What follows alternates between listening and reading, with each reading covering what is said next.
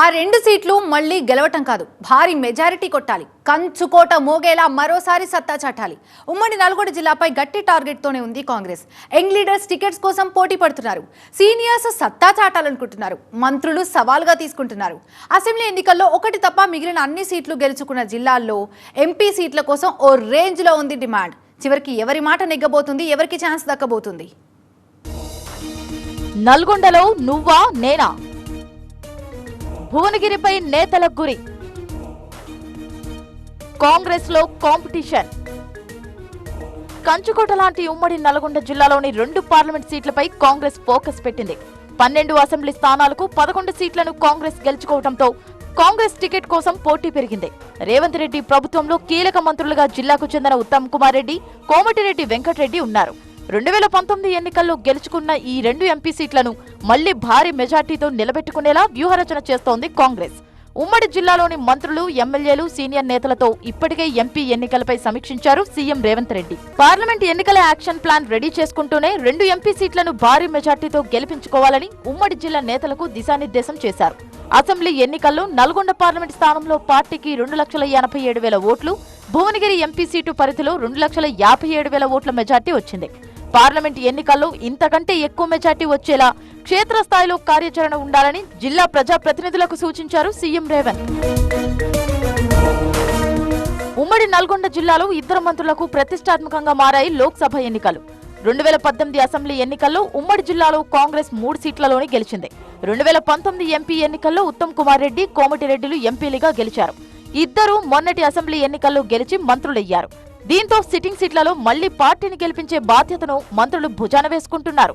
నల్గొండ, భువనగిరి సీట్లలో గెలుపు గుర్రాలకి టికెట్లు ఇవ్వాలని కసరత్తు చేస్తోంది కాంగ్రెస్.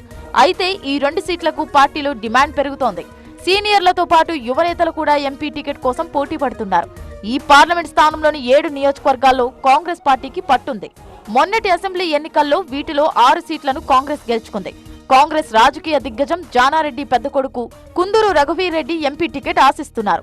అసెంబ్లీ ఎన్నికల్లో సూర్యాపేట టికెట్ ఆశించి భంగపడ్డ పటేల్ రమేష్ రెడ్డికి ఎంపీ టికెట్ పై పార్టీ హామీ ఇచ్చింది. అయితే జానారెడ్డి తనయుడి వైపే అధిష్టానం మొగ్గు చూపుతోందన్న టాక్ నడుస్తోంది. భువనగిరి ఎంపీ టికెట్ కోసం కాంగ్రెస్ లో నువ్వా నేనా అన్నంత పోటీ నడుస్తోంది. ఎందుకంటే భువనగిరి ఎంపీ సీటు పరిధిలో కాంగ్రెస్ పార్టీకి గట్టి పట్టుంది. అసెంబ్లీ నియోజకవర్గాల్లో జనగామ మినహా మునుగోడు, నకరేకల్, భువనగిరి, ఆలేరు, తుంగతుర్తి, ఇబ్రహీంపట్నంలో కాంగ్రెస్ పార్టీనే గెలిచింది. తెలంగాణ రాష్ట్రం ఏర్పాటు తర్వాత 2014లో బీఆర్ఎస్, 2019లో కాంగ్రెస్ విజయం సాధించాయి. 2019 ఎన్నికల్లో ఇక్కడి నుంచే కోమటిరెడ్డి వెంకటరెడ్డి ఎంపీగా గెలిచారు.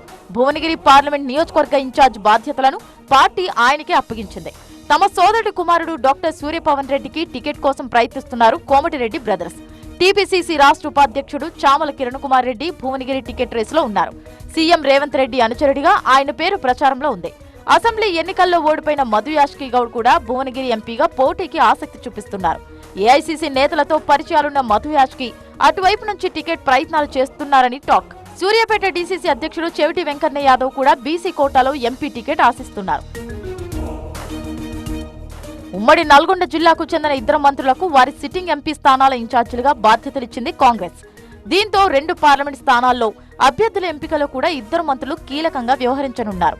గెలుపు బాధ్యతలను భుజాన వేసుకుంటూనే అభ్యర్థుల ఎంపికలో తమదైన ముద్ర ఉండేలా చూసుకోబోతున్నారు. దీంతో నల్గొండ, భువనగిరి అభ్యర్థులపై కాంగ్రెస్ శ్రేణుల్లో ఉత్కంఠ పెరుగుతోంది.